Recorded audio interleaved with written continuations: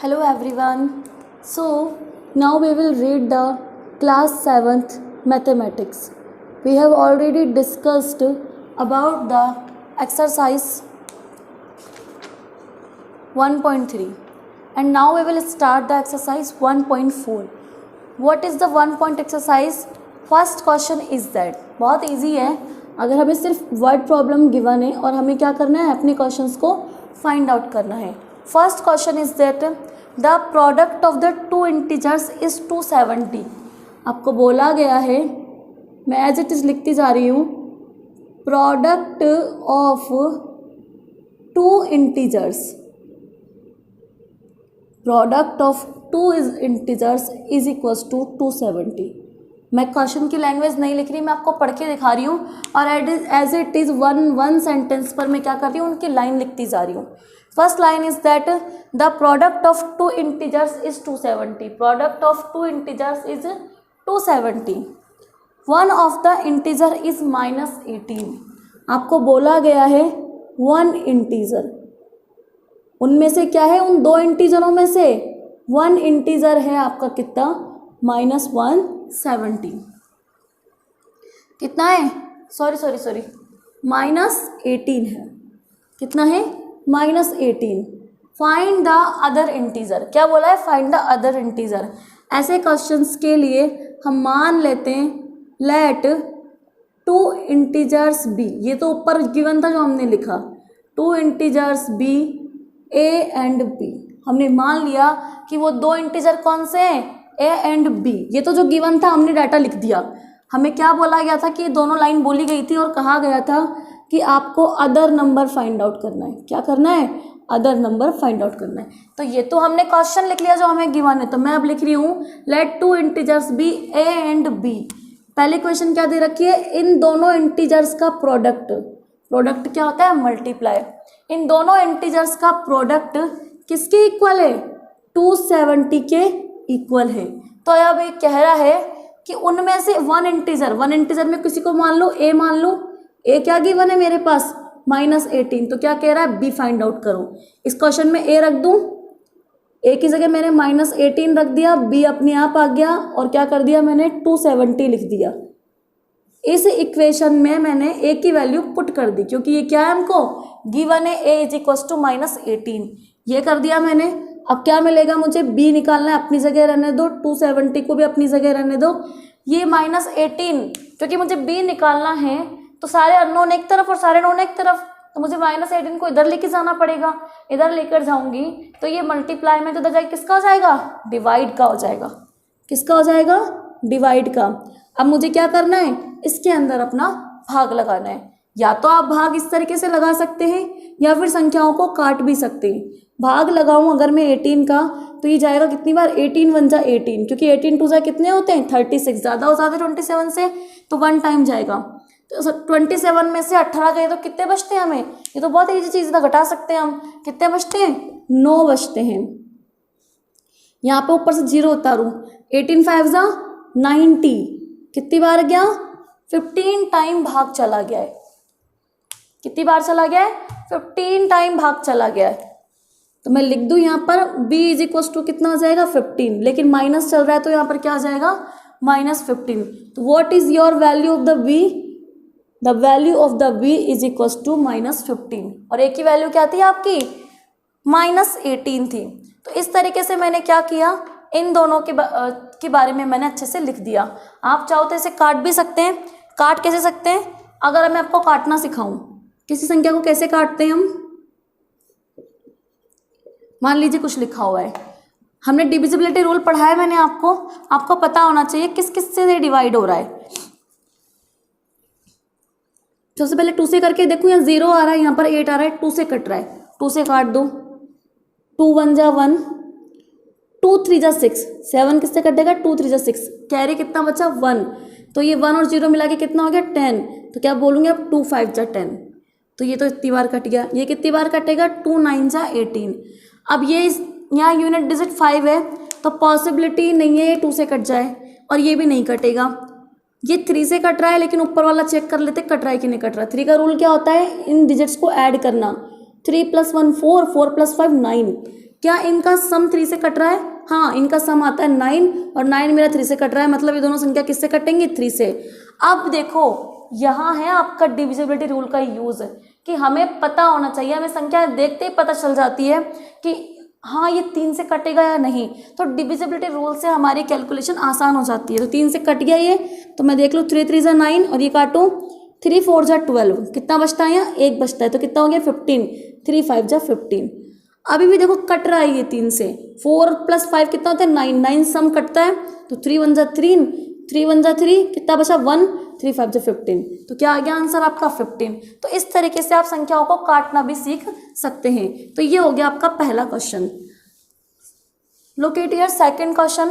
Second question is that find an integer when multiplied by 4 then divide by 9 it becomes -28.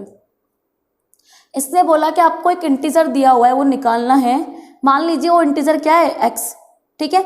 जिसको निकालना है हमेशा क्या मान लो? उसको x। फाइंड एन इंटीजर, उसको मान लिया हमने x। व्हेन मल्टीप्लाइड बाय 4, उस x को, क्वेश्चन नंबर ऐसा लिखा हुआ है फाइंड एन इंटीजर, मुझे पता नहीं है कौन सा इंटीजर है, मैंने x मान लिया। कहा कि इसको मल्टीप्लाई किया है किससे? 4 से, और उसको फिर किससे डिवाइड कर दिया? 9 से। और अब ये डिवाइड करने पर क्या मिल रहा है मुझे? It become -28। डिवाइड करने पर क्या बन रहा है? -28। कह रहा है कि उस इंटीजर को फाइंड आउट करो। आराम से कर सकते हैं हम। क्या कर दो? x को एज इट इज रहने दो, -28 को अपनी जगह, ये 9 डिवाइड में इधर जाके किसका हो जाएगा? मल्टीप्लाई में। ये 4 मल्टीप्लाई में नीचे जाके किसका हो जाएगा? डिवाइड का। आप काट दो, 4 7 = 28 और 7 9 = 63। तो क्या आ जाएगा x आपका? -63। क्रॉस चेक करके भी देख सकते हैं आप अपने आंसर को कि क्या मेरा 63 वो आंसर है कि जिसको मैं 4 से मल्टीप्लाई करूं और 9 से डिवाइड कर दूं तो क्या मुझे -28 मिलता है क्या? करके देखूं। 9 1 = 9, 9 7 = 63, 7 4 = 28। हाँ, मिल रहा है -28। तो इस तरीके से मैंने अपना आंसर भी क्रॉस चेक करके देख लिया। होमवर्क कॉपी में आपको आंसर चेक करके नहीं बताना होता, लेकिन फिर भी आप अपने आंसर को क्रॉस चेक करके देख सकते हैं। तो देखिए मैंने क्वेश्चन नंबर 1 और 2 आपको करवा दिया है। उसके बाद में हम करेंगे क्वेश्चन नंबर 3। क्वेश्चन नंबर 3 दे रखा है किसी क्यूजेंट को अगर मैं डिवाइड करूं इससे, किससे? If the quotient obtained on dividing by an integer is -9। -9 से मैंने किसी संख्या को डिवाइड किया, किसी नंबर को, तो क्यूजेंट मुझे क्या मिलता है? किसी integer. If the quotient obtained, जो हमें क्यूजेंट मिलता है, क्यूजेंट क्या होता है पहले तो ये बताइए। जब हम किसी चीज को डिवाइड करते हैं तो यहाँ पर जो संख्या मिलती है ना, वो होती है आपकी क्यूजेंट। तो ये कह रहा है कि इफ द क्यूजेंट ऑब्टेन्ड, जो आपको ये प्राप्त क्यूजेंट है on dividing N integer by -9, कि इस क्यूजेंट को मैं अगर -9 से डिवाइड करूं तो क्या मिलना चाहिए मुझे? -8। फाइंड द इंटीजर, कि क्या वो इंटीजर क्या था। ये कह रहा है कि वो इंटीजर बताओ क्या होगा। अब आप मुझे बताओ, हमेशा अपन क्या करते हैं? किसी भी संख्या को इससे डिवाइड करते हैं। मान लो यहाँ पर कोई x लिखा हुआ है, सॉरी y लिखा हुआ है, और x से डिवाइड करते हैं। तो y को जब x से डिवाइड करते हैं तो आपको क्या मिलता है? q। तो ये सब किस में चल रहा है? डिवाइड में चल रहा है। तो ये कह रहा है कि अगर आपने किसी संख्या को डिवाइड किया है -9 से, तो आपको क्या मिल रहा है? x को डिवाइड करके देख लो, x को डिवाइड करके देख लो -9 से, आपको क्या मिल रहा है? -8। तो x = क्या मिल जाएगा आपको? -8 × -9, 9 8 = 72, और माइनस माइनस क्या हो जाते हैं आपके? प्लस। तो आपको क्या मिलता है इसका आंसर? 72 मिलता है। अब आपके मन में सोच रहे होंगे आप कि मैम इसे लिखे कैसे? तो देखो बेटा, इसे कैसे लिखेंगे। मैंने बोला कि ऐसा लिख लीजिए इसको। यहाँ पर मैं बता देती हूँ आपको इसको कैसे लिखना है। लेट इंटीजर, जो इंटीजर पूछा है हमने वो इंटीजर क्या मान लिया हमने? b, x मान लिया। तो बोला है कि इसने इस x को डिवाइड करना है किससे? -9 से डिवाइड करने पर क्या मिलता है आपको? -8 मिलता है। ठीक है, ये आपने लिख दिया। अब आपको पता है x = क्या होता है? -8। ये -9 जाकर किसका हो जाएगा? मल्टीप्लाई में हो जाएगा। तो क्या मिलेगा आपको? x = 8 9 = 72, और माइनस माइनस क्या हो जाते हैं आपके? प्लस। तो आपको आंसर में क्या मिलेगा? x = 72। और ये आप इसको बॉक्स में बंद कर लीजिए और आप इस तरीके से आंसर राइट कर दीजिए। तो ये आपका लिखने का मेथड हो जाएगा बहुत इजी तरीके से। तो इस तरीके से आपने 1 2 3 कर लिए। अब सबसे ज़्यादा इम्पोर्टेंट है आपका क्वेश्चन नंबर 4, जो कि बहुत ज़्यादा इम्पोर्टेंट है और बहुत ही अच्छा क्वेश्चन है, मतलब थोड़ा सा घूम जाने वाला क्वेश्चन है कि आपको कह रहा है वो कि मेरे पास कुछ पेंसिल है या एक शॉपकीपर है, वो खरीद के लाया बेचने के लिए कितना पेंसिल्स। मान लीजिए कोई दुकानदार है, वो मार्केट गया और वो पेन और पेंसिल दोनों लेकर आया। क्या लेकर आया? पेन और पेंसिल, उसको दोनों बेचने हैं तो वो लेकर आया। तो यूँ कह रहा है कि एक शॉपकीपर को पेन पे तो कितना मिला? 1 रुपये का प्रॉफिट मिला। कितना मिला? 1 रुपये प्रॉफिट मिल रहा है। किस पर? 1 पेन पर। ये क्वेश्चन कह रहा है कि वो शॉपकीपर खरीद के लाया कि उसको एक पेन पर 1 रुपये का प्रॉफिट मिला। मैं समझी नहीं क्या होता है कहने का मतलब। इस लाइन का मतलब क्या होगा बेटा, ध्यान से, कि किसी भी एक पेन पर 1 रुपये का प्रॉफिट। मान लो मैं 5 रुपये का पेन लाई हूँ, एक पेन कितने का लाई हूँ? 5 रुपये का। मैंने कहा अगर मुझे 1 रुपये का प्रॉफिट मिला है, मतलब 1 रुपये का प्रॉफिट मतलब क्या कि मुझे वो पेन कितने का पड़ गया? 4 का ही पड़ गया। तो 1 रुपये मेरे जेब में आ गए। कहने का मतलब उस पर मुझे 1 रुपये का फ़ायदा हुआ है। मतलब या तो ऐसा कह लो कि एक पेन 5 रुपये का खरीदा और उस दुकानदार ने मुझे 1 रुपये वापस कर दिया, तो कितने का प्रॉफिट हुआ? मुझे 1 रुपये का प्रॉफिट हुआ। आप इस लाइन को ऐसे बोल सकते हो कि अगर मैं एक पेन खरीद के लाई 5 रुपये का, 10 रुपये का, जितने का भी, तो उसने मुझे 1 रुपये वापस कर दिया, तो मतलब मेरा 1 रुपये क्या हो गया? बच गया। तो वो मेरा क्या हो गया? प्रॉफिट। मान लो आपके पापा जी ने आपसे कहा कि आप 20 रुपये देकर आपसे कहा कि जाओ कि कुछ खरीद लाओ, ठीक है, 15 रुपये का या जितना आप कुछ भी सामान खरीद लाओ, ये 20 रुपये का आएगा। लेकिन आप मार्केट गए, आपको 20 रुपये का पेन के लिए ही पैसे दे दिए, लेकिन आपने सोचा कि नहीं नहीं मेरे को क्या करना है, 20 रुपये का पेन नहीं खरीदना, और आपने सबके क्या कितने का पेन खरीद लिया? 15 रुपये का ही पेन खरीद लिया, जबकि पापा ने कितने दिए थे? 20 रुपये दिए थे। तो आपने क्या करा, वो जो 20 रुपये थे उसका पेन कितने का आ गया, लेकिन आपका पेन 15 का ही आ गया। तो आपके पास कितने रुपए बच गए? वो 5 रुपये दुकानदार ने आपको वापस दे दिए, बच गए आपके पास। आपने क्या करा? उसको अपनी जेब में रख लिया। तो वो क्या कमा लिया आपने? अपना प्रॉफिट कमा लिया, क्योंकि पापा ने दिए थे 20, आपका 15 में पेन भी आ गया और 5 रुपये भी बचा लिए। तो आपका सामान के सामान आ गया और आपने रुपये बचा लिए, उसको क्या बोला हमने? प्रॉफिट। तो इस लाइन का मतलब हो गया कि एक पेन पर आपको 1 रुपये एक्स्ट्रा मिला, तो मतलब आपको 1 रुपये का फ़ायदा हो गया उस पेन पर।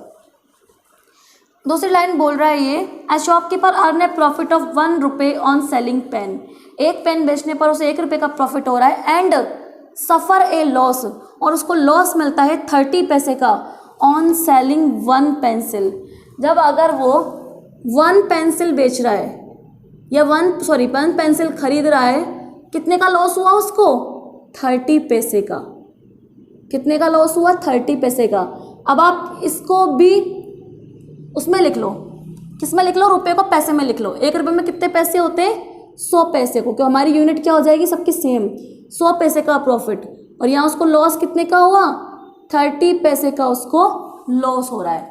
कहने का मतलब एक पेन पर उसको 100 पैसे का प्रॉफिट हो रहा है, 1 रुपये का प्रॉफिट हो रहा है, और एक पेंसिल पर उसको 30 पैसे का लॉस। 30 पैसे का लॉस मतलब कितना हो गया कि मतलब एक पेंसिल इतनी आ रही थी, मतलब वो कितने की खरीद के लाया? एक पेंसिल मान लो वो 2 रुपये की खरीद के लाया, 2 रुपये 30 पैसे की खरीद के लाया, और उसने बेची कितने में? 2 रुपये में बेची, तो क्या हुआ उसको? लॉस। आप लॉस और प्रॉफिट ऐसे भी समझ सकते हो। मान लो कि दुकानदार, शॉपकीपर आपको 10 रुपये का पेन, या अपने कपड़े नहीं होते कपड़े कि जिनकी थोड़ी रेट गिर जाती है, मान लो अभी कोई कपड़ा बहुत फेमस चल रहा है, तो शॉपकीपर मान लो कोई 300 रुपये का कपड़ा लेकर आया, ठीक है, अब उसकी प्राइस गिर गई मार्केट में, तो अब उसने कितने की बेची वो कपड़ा? या मान लो उसके कपड़े को बहुत रखे रखे बहुत टाइम हो गया, बहुत पुराना हो गया, क्या करेगा वो बेचारा? वो बेचारा क्या करेगा? थोड़ा कम करके बेचेगा। मान लो उसने 250 रुपये में बेचा, खरीद के तो कितने में लाया वो? 300 में लाया, लेकिन किसी मजबूरी से उसने कितने में बेचा? 250 में बेचा। तो क्या हुआ? घाटे में गया ना वो, तो कि भाई वो खुद तो 300 रुपये पे करके आया और उसने दिए कितने में? 250 में ही दिया, तो कितने लॉस में गया वो? 50 रुपये लॉस में गया, ठीक है। मान लो अगर शॉपकीपर 300 की ही चीज़ लाया, कपड़ा लाया, लेकिन वो आपको दिल्ली से कपड़ा लाया 300 रुपये का, लेकिन सवाई माधोपुर में वो बेच रहा है कितने का, उस टी शर्ट को 350 का बेच रहा है। तो लाया तो कितने में, वो 300 में, बेच कितने में रहा है, 350 में, मतलब ज़्यादा में बेच रहा है। तो मतलब उसने क्या किया, कितने पैसे एक्स्ट्रा बचा लिए उसने, 50 रुपये का उसने प्रॉफिट कर लिया। तो इस तरीके से भी आप प्रॉफिट एंड लॉस को समझ सकते हैं कि प्रॉफिट और लॉस कैसे होता है, कि इंसान खरीद के लाए तो किस में, कम में, और बेचे कितने में, ज़्यादा में, तो क्या होगा उसको प्रॉफिट, क्योंकि उसने क्या करा, बाकी बचे हुए रुपये उसने अपने पास बचा लिए। शॉपकीपर अगर खरीद के लाए 300 में और बेचे कितने, कम में बेच रहा है। भाई आप अपने ऊपर भी लेके देख सकते हैं एग्जाम्पल, कि आपने क्या करा, 5 पेन लेकर आए बाजार से बेचने के लिए, कितने के, 25 रुपये का पेन, या फिर कोई एक ही पेन से एग्जाम्पल समझो, ज़्यादा इजी हो जाएगा आपके लिए। 25 रुपये का आप एक पेन लेकर आए, ठीक है, लेकिन आपने लाकर देखा कि पेन आपको थोड़ा कम पसंद आया, तो आपके दोस्त को आप देना चाह रहे हो, बेचना चाह रहे हो उसको, कि नहीं भाई ये पेन तुम रख लो, मैं नहीं रखूँगा क्योंकि मुझे कम पसंद है। लेकिन दोस्त ने कहा कि नहीं नहीं ये तो पुराना हो गया, तुम्हारे हाथ में आ गया, तो क्या आप भले कितना ही के लो, आपके दोस्त ने कहा कि नहीं मैं नहीं खरीदूंगा, तो लेकिन आपने कहा कि ठीक है कोई बात नहीं, 25 में मत खरीद, 20 में रख ले, कोई बात नहीं मेरे को घाटा ही सही, पर मेरे को ये पेन नहीं चाहिए। तो आपने क्या करा, अपने दोस्त को उस पेन को 25 की जगह कितने का बेच दिया, 20 में ही बेच दिया। तो क्या हो गया आपको लॉस, क्योंकि खरीद के लाए थे 25 में, बेचा 20 में, तो कितने का घाटा हो गया आपको, 5 रुपये का घाटा। लेकिन अगर आप उल्टा करते, 25 का पेन खरीद के लाए और दोस्त को बेच देते 30 में, तो क्या होता आपको, 5 रुपये का फायदा, जो कहाँ जाता आपकी जेब में। तो इसे बोलते हैं हम प्रॉफिट, इसे बोलते हैं हम लॉस। तो शॉपकीपर को क्या हो रहा है, एक पेन पे 1 रुपये का प्रॉफिट हो रहा है, और एक पेंसिल पे क्या हो रहा है, उसको 30 पैसों का लॉस हो रहा है, मतलब जितने की लाया उससे 30 पैसे का उसने कम में बेचा, ठीक है। अब उसके बाद में आता है इन अ पर्टिकुलर मंथ, किसी मंथ में, एक मंथ के अंदर अंदर उसको टोटल कितना हो रहा है, टोटल लॉस हो रहा है 5 रुपये का। मतलब सब कुछ मिलाकर, प्रॉफिट प्लस लॉस मिलाकर, मतलब उसको पूरे मंथ में क्या हुआ, मान लो आप पेन लाए, एक पेन आपने बेचा तो आपको 1 रुपये का फायदा हो गया। मान लो आप 5 रुपये का पेन लाए, आपने 6 रुपये में बेच दिया, कितने रुपये का फायदा कर लिया, 1 रुपये का। लेकिन आप 5 रुपये 30 पैसे की पेंसिल लाए, लेकिन आपने कितने में बेचा उसको, 5 रुपये में, 30 पैसे का आपने लॉस कर लिया। तो एक चीज़ पे तो आपको क्या हो रहा है, प्रॉफिट हो रहा है, और एक चीज़ पे आपको लॉस हो रहा है। टोटल मिला के हुआ क्या, शॉपकीपर है, दुकान में बहुत सारी चीज़ें रखता है, कुछ वो ज़्यादा रेट में बढ़ा के बेचता है और कुछ कम रेट में बेचता है। तो कुछ सामानों पे तो क्या होता है उसे प्रॉफिट, और कुछ सामानों पे क्या होता है लॉस। लेकिन ओवरऑल हम मिलाकर देखें तो क्या रिजल्ट बन रहा है, अगर रिजल्ट प्लस में आए तो समझ जाना दुकानदार को क्या हुआ है, लॉस, वो प्रॉफिट हुआ है, और रिजल्ट माइनस में आए तो समझ जाना उसको लॉस हुआ है। लेकिन ये खुद कह रहा है, ये तो खुद कह रहा है कि उसको ओवरऑल इन दोनों को मिलाकर, उसके प्रॉफिट और उसको लॉस को मिलाकर क्या हो रहा है, उसको लॉस ही हो रहा है। और वो कितने का हो रहा है लॉस, 5 रुपये का हो रहा है। मैंने इसका कहा इसको भी पैसे में चेंज कर लो, 1 रुपये में 100 पैसे, तो 5 रुपये में कितने हो जाएंगे, 500 पैसे। ये खुद कह रहा है कि उसको इन दोनों को मिलाकर भी ओवरऑल उसको लॉस ही हो रहा है। बेचारा दुकानदार तो किस में चला गया, घाटे में ही जा रहा है, क्योंकि बेचारे ने पहले कितना ही प्रॉफिट कमा लिया 1 रुपये का, और 30 रुपये का लॉस। देखो दिखने में लग रहा है कि इसने 1 रुपये का प्रॉफिट कमाया है, और इसमें देखो 30% ही लॉस हुआ है, मतलब लॉस तो कम हुआ है, प्रॉफिट ज़्यादा हुआ है। तो मतलब ओवरऑल क्या होना चाहिए, प्रॉफिट होना चाहिए। नहीं, डिपेंड करता है नंबर ऑफ क्वांटिटी पर। हो सकता हो बेचारा पेन 2 ही लाया हो और सारी पेंसिलें लेकर आए हो, अगर आप मल्टीप्लाई करोगे तो फिर किसकी रेट ज़्यादा निकलेगी, पेंसिल की। तो हमेशा डिपेंड करता है क्वांटिटी पर, कि कितनी क्वांटिटी पर कितने रुपए का लॉस हुआ है, तभी हम बता पाएंगे। तो कह रहा है टोटल लॉस। अब एक बात बताओ मुझे, नेक्स्ट लाइन ये कह रहा है कि ही सोल्ड 40 पेन्स, उसने सिर्फ 40 पेन ही बेचे हैं। एक पेन पे उसको फायदा हुआ है कितने रुपए का, 100 पैसों का। 40 पेन पे कितना होगा प्रॉफिट ऑन 40 पेन्स। आप ऐसे लिखो एक लाइन, प्रॉफिट ऑन 1 पेन, ये प्रॉफिट फॉर 1 पेन। एक पेन के लिए कितना प्रॉफिट हुआ उसको, 100 पैसों का, राइट। तो प्रॉफिट फॉर 40 पेन, कितने पेन बेचे बेटा उसने, 40 पेन बेचे हैं उसने अपनी दुकान पर। मतलब एक पेन पे उसने 1 रुपया कमाया है, तो 40 पेन पे कितने कमाएगा वो, 40 × 100 पैसे, कितने कमाएगा, 4000 पैसे। और आप ये भी कह सकते हो 40 रुपये। जब एक पेन पे उसने 1 रुपया कमाया, 40 पेन पे 40 रुपये कमाएगा। और अगर आप पैसे में कन्वर्ट करोगे तो कितना हो जाएगा, 4,000 पैसे हो गया। मतलब उसने पेन पे कितने पैसे कमा लिए, 4,000 पैसे कमाए, रुपए नहीं पैसे। ठीक है, अब देखो मुझे नहीं पता कि अब क्या करेंगे आगे। आगे क्वेश्चन पढ़ते हैं पहले। How many pencil did he sell in that period. हमें पेन तो पता है उसने पेन कितने बेचे, लेकिन हमसे ये पूछ रहा है बताओ उसने पेंसिलें कितनी बेची। तो हमें पेंसिलों की क्वांटिटी नहीं पता, क्या करेंगे हम, हमें इसका प्रॉफिट पता है। अब मैंने बोला कि पेन पे प्रॉफिट हमको निकल गया और ओवरऑल हमको दिया हुआ है। क्या होता है, प्रॉफिट प्लस लॉस। मैंने प्रॉफिट भी जोड़ लिया और लॉस भी जोड़ लिया, दोनों जोड़ लिए। अब मैं पूछ रही हूँ कि इन दोनों को जोड़ने पर ओवरऑल क्या हुआ था, उसको हमने पहले ही लिख दिया, उसको लॉस ही हुआ है। ओवरऑल भी क्या हुआ है, उसको लॉस। ये वाला लॉस कौन सा है, लॉस ऑन पेंसिल, कि उसको पेंसिल पे कितना लॉस हुआ। और ये वाला जो लॉस है वो कौन सा है, ओवरऑल, जो प्रॉफिट प्लस लॉस को मिलाकर बनता है, ओवरऑल लॉस ही बन रहा है। तो देखो ये जो पेन पे प्रॉफिट था, प्रॉफिट ऑन पेन, जो आपका पेन पे प्रॉफिट था कितना था, वो 4,000 पैसे। कितना था वो, 4,000 पैसे। Loss on pencil we don't know कि कितना पेंसिल पे लॉस था, हमें नहीं पता। और लॉस हमेशा किससे लिखते हैं हम, माइनस में। लॉस ऑफ 1 पेंसिल है ये, हमें टोटल लॉस नहीं पता अभी कि कितना हुआ। एक पेंसिल पे 30 पैसे हुए, हमें नहीं पता कितनी पेंसिल है, तो हम टोटल लॉस कैसे निकाल सकते हैं। तो अभी टोटल लॉस नहीं आया है, तो लॉस ऑन टोटल पेंसिल नहीं है, वो लॉस ऑन हमारे पास 1 पेंसिल है। अब देखो ओवरऑल लॉस कितना है, ओवरऑल लॉस है हमारे पास 500 पैसे का। और हमेशा जब भी लॉस आता है वो हमेशा माइनस में आता है, तो ये वाला लॉस भी किस में आएगा, हमारा माइनस में। लॉस हमेशा माइनस में लिखा जाता है और प्रॉफिट हमेशा प्लस में लिखा जाता है। तो उसके बाद देखिए अब क्या होगा, वापस दोबारा अब मुझे ये लॉस निकालना है, ये माइनस में उधर जाएगी, उधर ले जाऊँ इसको मैं, 4,000 पैसे अपनी जगह लिख दो, ये वाला माइनस में है 500 पैसे, इसको इधर ले आओ तो किस में हो जाएगा, ये प्लस 500 पैसे।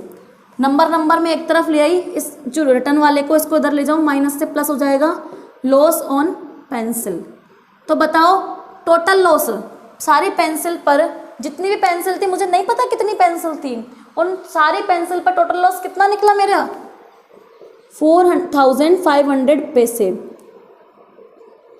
किस पे निकला, लॉस ऑन पेंसिल।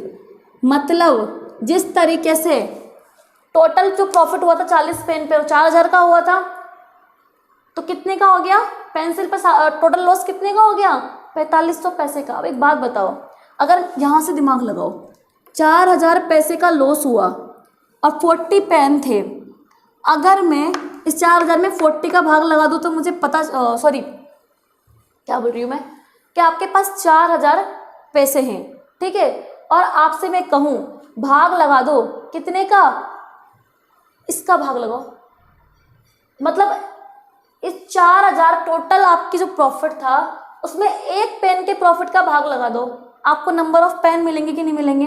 देखो मेरे पास 4,000 पैसे थे और अगर मैं 100 एक प्रॉफिट वाले का भाग लगा दूँ इसमें 100 का, कितने मिलेंगे मुझे, 40। क्या मिल गया मुझे, नंबर ऑफ पेन्स। अब मैं उसी तरीके से पेंसिल निकाल लूँ, मुझे यही तो फाइंड आउट करना है, नंबर ऑफ पेंसिल्स क्या होगा, आपका नंबर ऑफ पेंसिल क्या होगा, कितना टोटल लॉस हुआ है आपका, 4,500 पैसे का टोटल लॉस हुआ है आपका, किन पर, पेंसिल पर। और एक पेंसिल पे कितना हुआ है, 30 पैसे का हुआ है। अब क्या मिलेगा, एक जीरो से एक जीरो गया, पैसे से पैसे भी कट गया, क्या बचा, अगर मैं इसको काटती हूँ तो 3 से 1 टाइम का, या तो भाग दे लो या फिर काट लो, भाग दे लो या काट लो।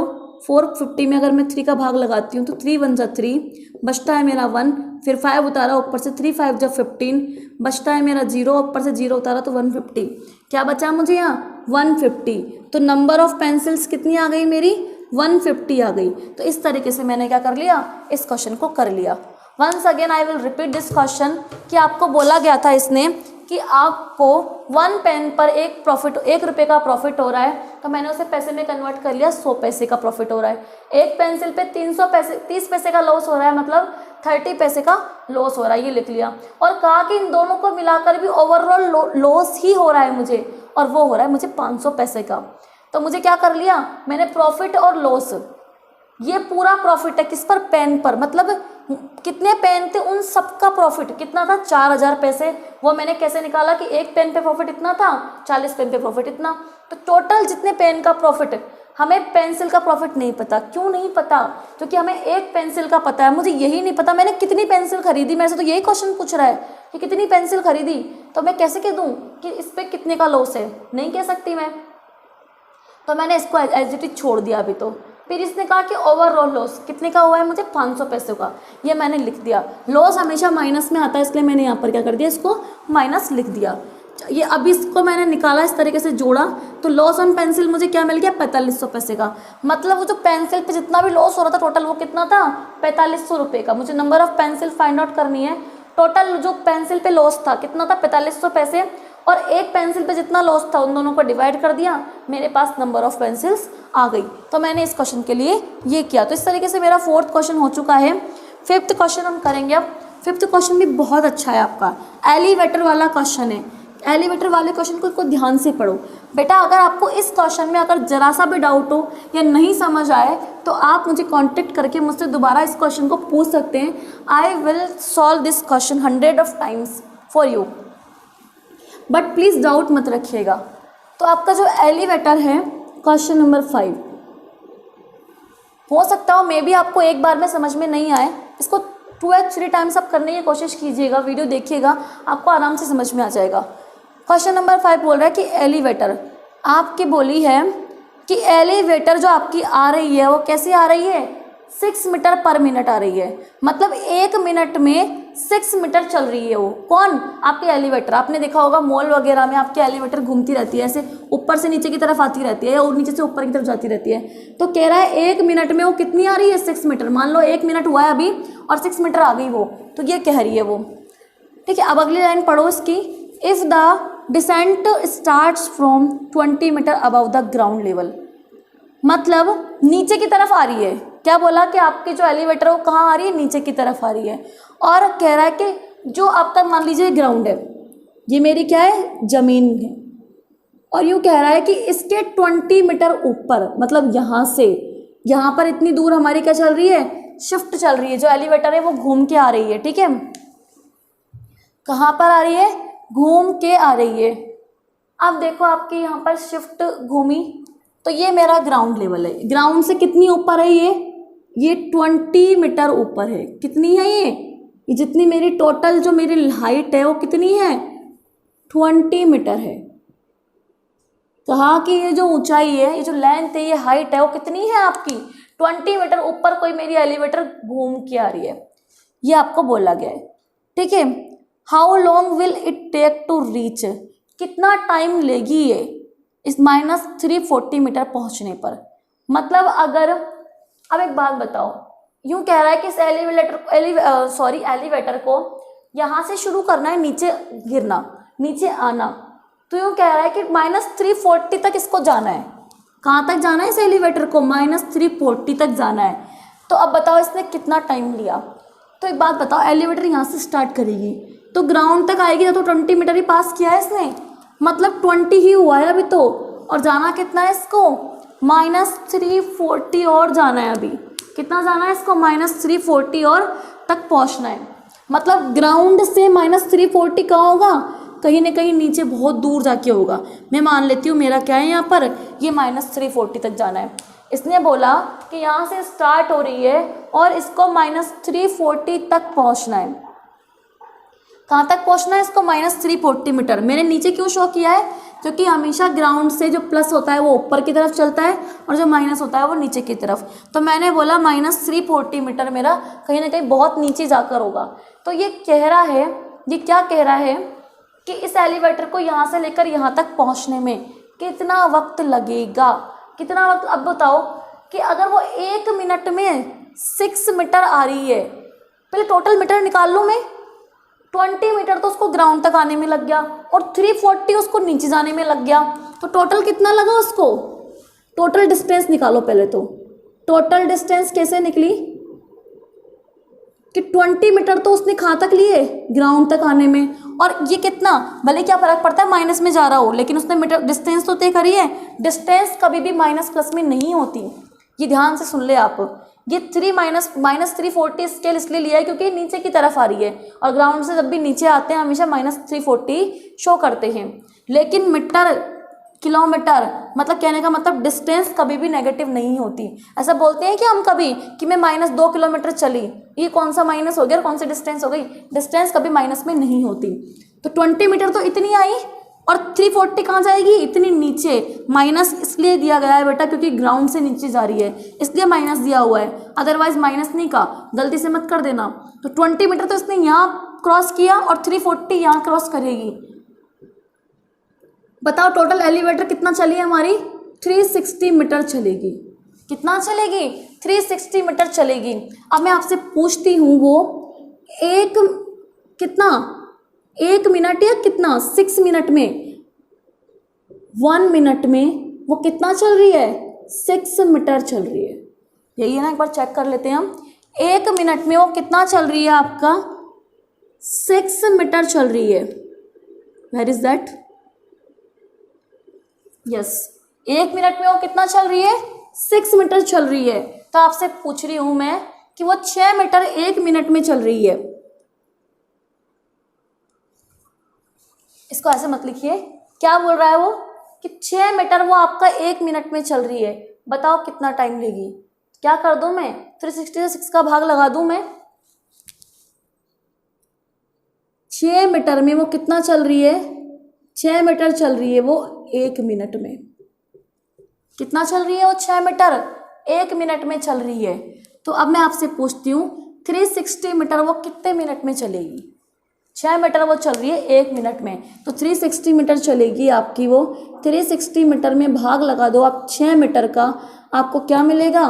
मीटर से मीटर कैंसिल आउट हो जाएंगे, तो 6 6 36 और 0 क्या मिलेगा आपको? 60 मिनट। ये मीटर है आपका, 60 मिनट। 360 मीटर में वो 6 मीटर चल रही है, तो कितना मिल जाएगा आपको? 60 मिनट मिल जाएगा। और 60 मिनट ही क्या होता है आपका? 1 आवर हो जाएगा। तो कहने का मीन्स आपने क्या किया इस क्वेश्चन के लिए? आपकी एलिवेटर बोला गया था कि ग्राउंड से 20 मीटर स्टैंड कर रही है आपकी एलिवेटर, और वहाँ से ये घूमती हुई आएगी और कहाँ तक जाएगी? नीचे ग्राउंड लेवल -340 तक जाएगी। तो बोला 20 मीटर तो उसने ये पार किया और 340 ये पार किया, टोटल होता है 360। बोला कि 1 मिनट में 6 मीटर पार कर रही है, तो 360 मीटर पार करने में उसको कितने मिनट लगेंगे? दोनों को डिवाइड कर दूं मैं, 60 मिनट लगेंगे। 60 मिनट मतलब 1 आवर, मतलब 1 आवर में आपकी एलिवेटर कहाँ पहुँच जाएगी? यहाँ नीचे पहुँच जाएगी। तो इस तरीके से आपका हो गया 5th क्वेश्चन। 6th क्वेश्चन बहुत ईजी है कि किस नंबर को मैं -324 से डिवाइड करूँ कि मुझे -18 मिल जाए। तो 6 and 7 क्वेश्चन बहुत ईजी है। Do this question 5th and 6th। 5th मैंने करा दिया है, 6 and 7 क्वेश्चन है वो आपको अपनी आप ही अपनी कॉपी में कर लेना है। सो आपकी 1.4 एक्सरसाइज कंप्लीट हो चुकी है। Your 1.4 exercise is completed, means 1 unit आपकी फर्स्ट यूनिट में 1.1, 1.2, 1.3, 1.4 तक की थी, और ये चारों के चारों मैंने कंप्लीट करा दी है। आप एक बार पूरी एक्सरसाइजेस को अच्छे से देख लें। कोई भी डाउट या कोई भी एग्जाम्पल या कोई भी एक्सरसाइज या कोई भी क्वेश्चन अगर आपसे छूट गया है, रह गया है या आपको समझ में नहीं आया है, सर्किल कर ले और आप मुझसे ज़रूर पूछें। कहीं भी पूछें, कमेंट में पूछें, क्वेरी सेक्शन में पूछें, स्कूल एप्लीकेशन पर, या आप मुझे कॉल करके पूछें, कैसे भी पूछें, लेकिन आपको ये यूनिट ख़त्म कर देनी है। तो मेरी तरफ से आपकी फर्स्ट यूनिट क्लास 7th की कंप्लीट है। We will start the next unit in the next video. So bye bye, take care.